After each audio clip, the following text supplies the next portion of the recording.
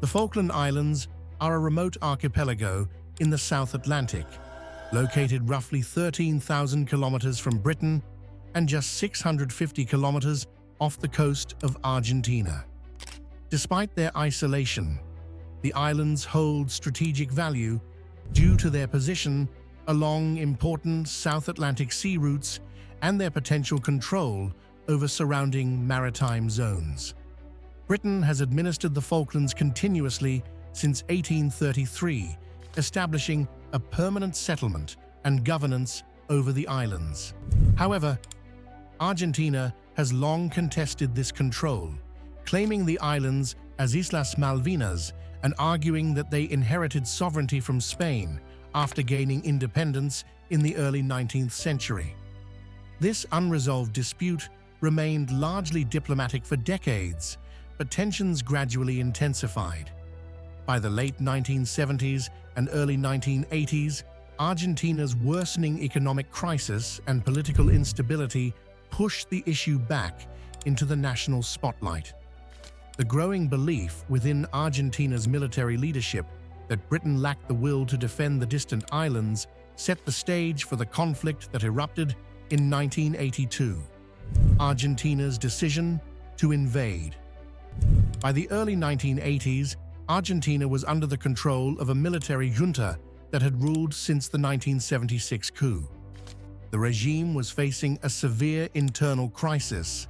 Inflation was spiraling, foreign debt had exploded, and public dissatisfaction was growing rapidly. At the same time, the government was increasingly isolated internationally due to widespread human rights abuses. Strikes, protests, and declining confidence made it clear that the junta's grip on power was weakening. Within this unstable environment, the Falklands, Islas Malvinas, dispute resurfaced as a powerful political tool. General Leopoldo Galtieri, supported by Admiral Jorge Anaya, believed that reclaiming the islands would restore national pride and rally the population behind the military government. Admiral Anaya, the chief architect of the plan, was convinced that the operation would be swift and relatively bloodless, largely because the British garrison on the islands was small and poorly defended. The junta also assumed that Britain lacked both the political will and military capability to respond decisively. The vast distance between Britain and the South Atlantic led Argentine leaders to believe that London would choose negotiation over war. They expected international mediation, possibly led by the United States, to quickly legitimize Argentine control of the islands after the invasion. This miscalculation proved catastrophic. The junta failed to recognize how important the Falklands were to British national pride and domestic politics. Rather than backing down, Prime Minister Margaret Thatcher saw the invasion as a direct challenge to British sovereignty and authority. Britain's decision to launch a massive task force transformed what Argentina expected to be a symbolic victory into a prolonged and costly conflict that ultimately destroyed the military regime itself. The invasion of the Falklands. On April 2, 1982, Argentine forces launched a carefully planned amphibious assault on the Falkland Islands, known as Operation Rosario. The operation began before dawn, with naval commandos and marine units landing near Port Stanley. Argentina's leadership intended the invasion to be swift and controlled, hoping to secure the islands with minimal bloodshed and present the world with a fait accompli before any military response could be organized. The Argentine troops quickly advanced on key British positions. Moody Brook Barracks, where British Royal Marines were expected to be stationed, was captured early, though most of the defenders had already repositioned closer to Government House. Fighting intensified as Argentine forces surrounded the seat of British administration in Port Stanley. Despite being heavily outnumbered and lacking reinforcements, the British garrison put up a brief but disciplined resistance. Recognizing that further resistance would only lead to unnecessary casualties, Governor Rex Hunt ordered a surrender later that day. The British forces were disarmed and repatriated, and Argentina formally took control of the islands, renaming Port Stanley as Puerto Argentino. The invasion achieved its immediate objective and was celebrated in Argentina as a historic victory. Internationally, the invasion was met with widespread condemnation. It represented the first time since the Second World War that British territory had been occupied by a foreign power. While Argentina expected diplomatic negotiations to follow, the global reaction, particularly in Britain, was far stronger than anticipated. The invasion unified British public opinion and triggered an immediate political and military response, setting the stage for a full-scale conflict in the South Atlantic. Britain strikes back. The Argentine invasion of the Falklands triggered an immediate political crisis in London. Within hours, the British government formed a special war cabinet to manage the response.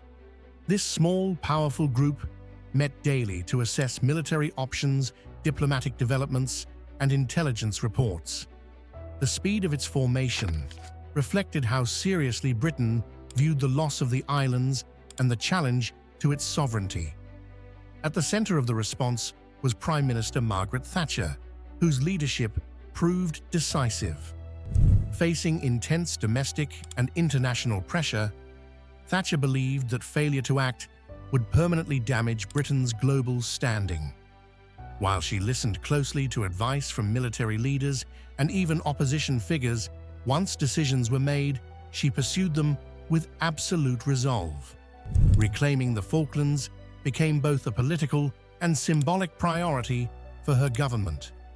Meanwhile, Britain began the rapid assembly of a naval task force, despite the immense logistical challenge of fighting a war nearly 13,000 kilometers from home.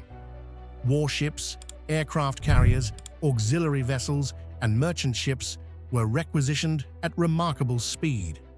In total, over 120 ships were prepared, including the aircraft carriers HMS Hermes and HMS Invincible, which would form the backbone of British air power. Britain's strategy focused on regaining control through sea and air superiority before committing large ground forces. An exclusion zone was declared around the islands to isolate Argentine forces and protect the task force. Once dominance was established, British troops would be landed, advance across the harsh terrain, and retake Port Stanley. This ambitious plan would soon be tested in one of the most intense naval and air campaigns since World War II. Final battles around Stanley. The final phase of the Falklands campaign centered on a series of coordinated night assaults against the heavily defended high ground surrounding Port Stanley. On the night of June 11th to 12th, British forces launched simultaneous attacks on Mount Harriet, Two Sisters, and Mount Longdon. These positions formed the backbone of Argentina's defensive ring and were critical to protecting the capital. The decision to attack at night was deliberate, reducing the effectiveness of Argentine artillery and air support while playing to British strengths in training and discipline. The fighting was among the most intense and brutal of the entire war. British troops advanced over rocky, freezing terrain under heavy machine gun fire, artillery bombardment, and well-prepared Argentine trench systems. Combat often devolved into close-quarters engagements, including grenade exchanges and bayonet charges. Despite fierce resistance, British units gradually overwhelmed the defenders after hours of relentless fighting. Casualties were heavy on both sides. Britain suffered dozens of killed and wounded during these assaults, while Argentine losses were even higher, including large numbers of captured soldiers. The battles shattered Argentina's forward defensive positions and left their remaining forces around Stanley increasingly isolated and demoralized. The decisive engagement came on the night of June 13th, with the Battle of Mount Tumbledown. Argentine Marines defended the positions stubbornly, but the Scots Guards, supported by artillery and armored vehicles, carried out a determined assault that eventually broke through the defenses. The capture of Mount Tumbledown placed British troops directly overlooking Port Stanley, making further Argentine resistance impossible. This final victory paved the way for the Argentine surrender the following day, effectively ending the war, naval and air war. Britain's campaign to retake the Falklands began with a heavy focus on naval and air power. To protect its task force and isolate Argentine forces, Britain declared a 200-mile total exclusion zone around the islands. Any Argentine ship or aircraft entering this zone risked being attacked. The Royal Navy aimed to control the surrounding seas, cut off Argentine reinforcements, and create the conditions needed for a safe amphibious landing. The air war opened dramatically on May 1, 1982, with the launch of the Black Buck raids. These long-range bombing missions saw RAF Vulcan bombers fly from Ascension Island to strike the runway at Port Stanley, one of the longest bombing missions in history. While the physical damage was limited, the raids were strategically important, as they prevented Argentina from basing fast jet aircraft directly on the islands.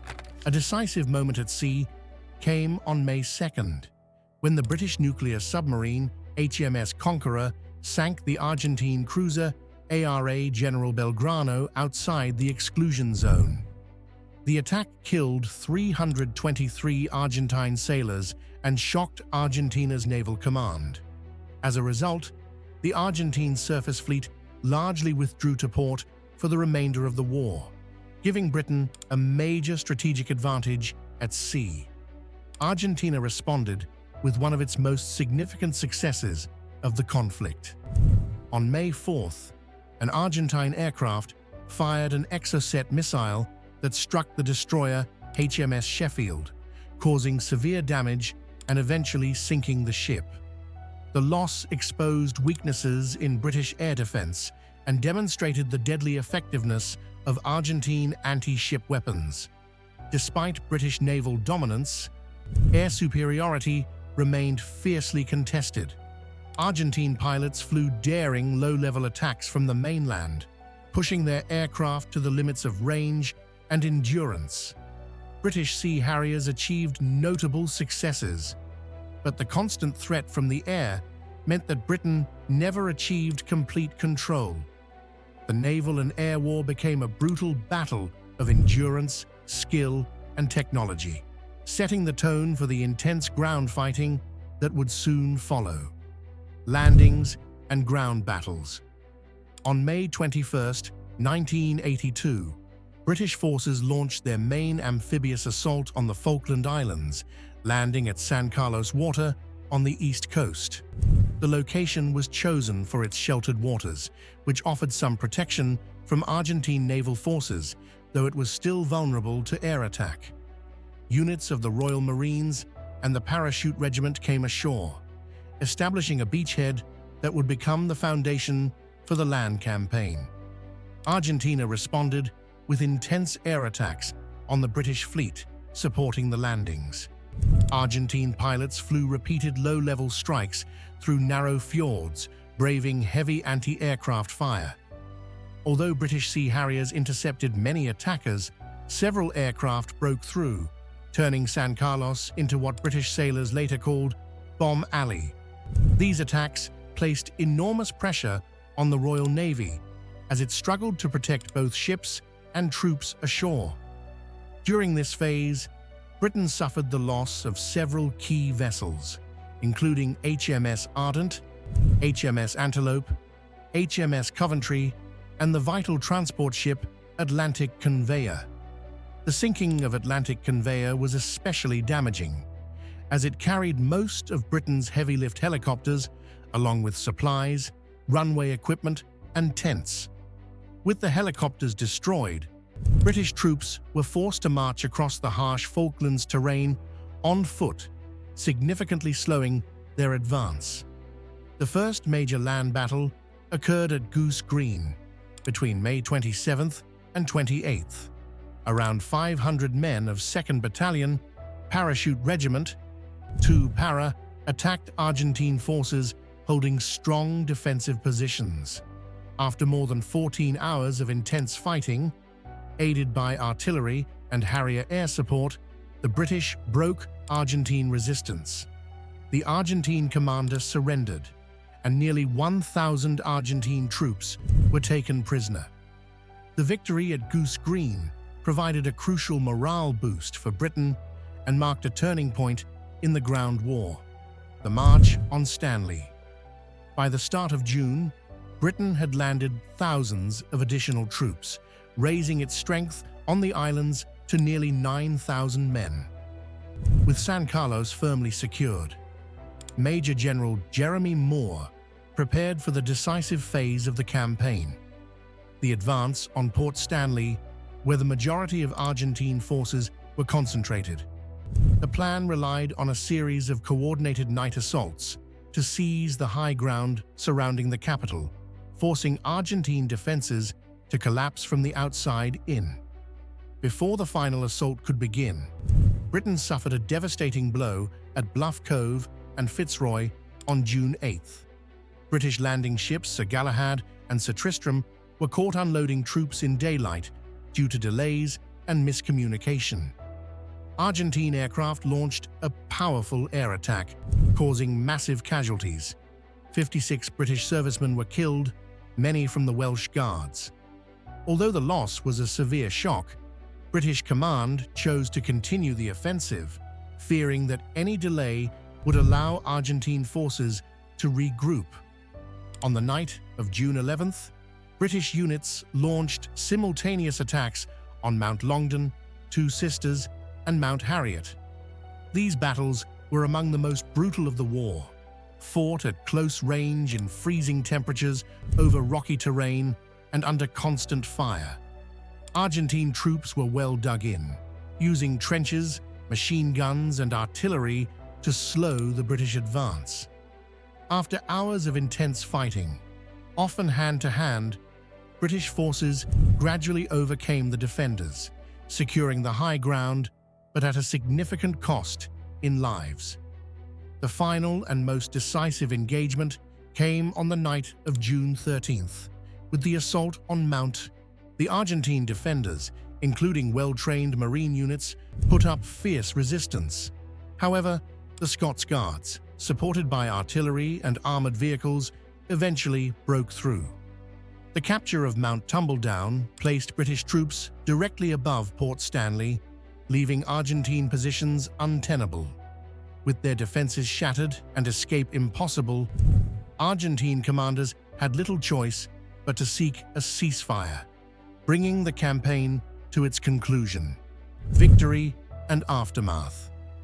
On June 14, 1982, Argentine forces in the Falklands formally surrendered to British commanders in Port Stanley, bringing an end to 74 days of fighting. British troops entered the capital unopposed, and the Union Jack was raised once again over the islands. The war had been short but intense, fought under extreme conditions on land, at sea, and in the air. The human cost of the conflict was significant. Argentina lost 649 servicemen, while 255 British personnel were killed. Hundreds more on both sides were wounded. Although the casualty figures were lower than in many modern wars, the losses had a profound impact on both nations, particularly given the war's relatively brief duration and remote location. In Britain, the victory transformed the political landscape. Prime Minister Margaret Thatcher's government, which had been struggling in opinion polls before the war, saw a surge in public support. The successful recapture of the Falklands reinforced Britain's image as a global military power and helped secure a landslide Conservative victory in the 1983 general election. For Argentina, the defeat was catastrophic. The military junta's credibility collapsed almost immediately, sparking widespread protests and forcing the regime from power. Within a year, Argentina transitioned back to democratic rule in 1983, marking the end of years of military dictatorship. The Falklands War became a defining moment in the nation's modern history. The long-term legacy of the war remains complex. Britain strengthened its military presence in the Falklands and invested heavily in the island's defense and infrastructure, while gradually expanding local self-governance. Although the sovereignty dispute remains unresolved, the war reshaped civil-military relations, national identity, and political leadership in both countries, leaving an enduring mark on international and domestic politics alike.